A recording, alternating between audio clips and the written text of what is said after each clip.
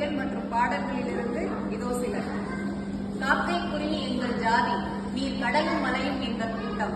ஜாதிகள் இல்லையடி பாப்பா, குல தாட்சி உயர்ச்சி சொல்லல் பாவம். நீதி அறிவு மதி கல்வி அன்பு நிறைய உடையவர்கள் மேலோம். வெள்ளை நிறத்தொரு பூனை எங்கள் வீட்டில் வளர்வது கண்டே, பிள்ளைகள் பெற்றது பூனை அவை பேருக்கு ஒரு நிறமாகும். சாம்பல் நிறம் ஒரு குட்டி, கருஞ்சாந்தி நிறம் ஒரு குட்டி, பாம்பின் நிறம் ஒரு குட்டி, வெள்ளை பாலி நிறம் ஒரு குட்டி. எந்த நிறம் என்றாலும் அவை யாவும் ஒரே தரமன்றோம். வண்ணங்கள் வேறுபட்டாலும் எண்ணங்கள் செய்கைகள் இங்கு யாவருக்கும் ஒன்றே. ஆயிரம் உண்டிங்கு ஜாதி, இதில் அந்நிய வந்து போதல் என்ன நீதி. ஓ தாயின் வயிற்றில் பிறந்தோ தமிழ் சண்டை செய்தாலும் சகோதரர் என்றோ. வாழ்க நீதி எம்மான் இந்த வையத்து நாட்டில் எல்லாம். தாழ்வுற்று வறுமை மிஞ்சி விடுதலை தவறி கேட்டு பாழ்பட்டு நின்றதாம் ஓர் பாரதம் தேசம் தன்னை வாழ்விக்க வந்த காந்தி மகான் வாழ்க. மாதர் தம்மை இழிவு செய்யும் வடமையை கொளுத்துவோம். நிமிர்ந்த நன்னடை நேர் கொண்ட பாதை, நிலத்தில் யாருக்கும் அஞ்சிடாத நெறிகளும் திமிர்ந்த ஞான செருக்கும் உடையவர்களாக பெண்கள் வருவார்கள். பட்டங்கள் ஆள்வதும் சட்டங்கள் செய்வதும் பாதியில் பெண்கள் நடத்த வந்தோம். ஏட்டையும் பெண்கள் தொடுவது தீமை என்று எண்ணி இருந்தவர் மாய்ந்து விட்டார். வீட்டுக்குள்ளே பெண்ணை பூட்டி வைப்போம் என்ற வெண்டை மனிதர் தலைக்க விட்டார். யாம் அறிந்த மொழிகளிலே தமிழ் மொழி போல் இனிதாவது எங்கும் காணும். பாமரராய் விலங்குகளாய் உலகனைக்கும் நிகழ்ச்சி சொல்ல பான்மை கேட்டு நாம் நமது தமிழரென கொண்டு இங்கு வாழ்ந்திருந்தல் நன்றோ. தேமதுர தமிழோசை உலகமெல்லாம் பரவ வகை செய்தல் வேண்டும். யாம் அறிந்த புலவரிலே கம்பனை போல் வள்ளுவனை போல் பூவிதனிலே பிறந்ததில்லை. உண்மை வெறும் புகழ்ச்சி இல்லை. சேமமுற வேண்டுமெனில் தெருவெல்லாம் தமிழ் முழக்கம் செழிக்கச் செய்தி. பிற நாட்டு நல்லறிஞர் சாத்திரங்கள் தமிழ் மொழியில் பெயர்த்தல் வேண்டும். இரவாத புகழுடைய புதுநூல்கள் தமிழ் மொழியில் இயற்றல் வேண்டும். மறைவாக நமக்குள்ளே பழங்கதைகள் பேசுவதிலோ நன்மை இல்லை. திறமான புலமையனில் வெளிநாட்டோர் அதை வணக்கம் செய்தல் வேண்டும். உள்ளத்தில் உண்மையிலே உண்டாயின் வாக்கினிலே ஒளி உண்டாகும்.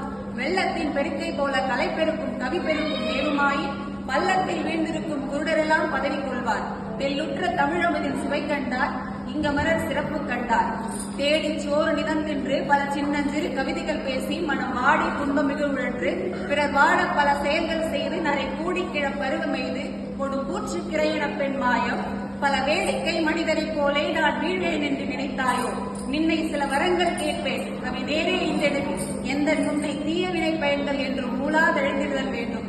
என்னை புதிய உயிராக்கி மதிதன்னை தெளிவு செய்து என்னை கவலையேறும் சரச் செய்து மிகவும் சந்தோஷம் கொண்டிருக்க செய்வாய். யார் இந்த பாரதி?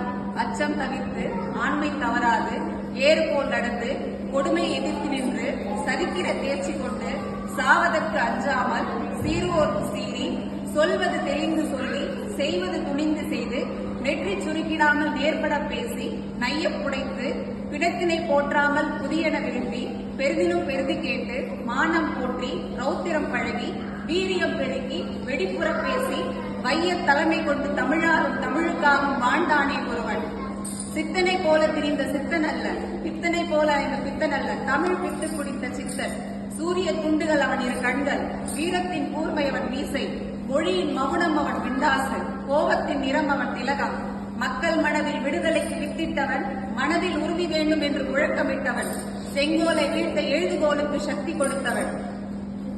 நான் வீழ்வேன் என்று நினைத்தாயோ என்று எச்சரித்தவன், மோகத்தை கொன்றுவிடு இல்லை என்றால் மூச்சை நிறுத்திவிடு என்று கர்ஜித்தவன், திண்ணிய நெஞ்சம் வேண்டும் என்று தினம் தினம் சொன்னவன், ஜாதி எனும் சாவுக்கு சவுக்கடி தந்தவன், சரிக்கு விழும் மனிதனுக்கு சரித்திரமே நீதான் என்று சொன்னவன், சொல்லி சென்றவர்கள் மத்தியில் சொல்லி செய்தவன், அச்சமில்லை அச்சமில்லை என அல்லாமல் வாழ்ந்த அக்னி பறவை இவன். இந்திய பத்திரிகைகளில் காற்றூடை அறிமுகம் செய்த காவிய தலைமணிவன். புலவனாய் பத்திரிகையாளனாய் விடுதலை போராட்ட வீரனாய் பன்முகம் கொண்ட இவன் புகழ்பாட பல காரணங்கள் உண்டு. பாரதியில் நாம் கொண்டாடும் போது தமிழ் தன்னைத்தானே கொண்டாடிக் கொள்கிறது. வாழ்க பாரதி, வாழ்க தமிழ், வளர்க தமிழ்.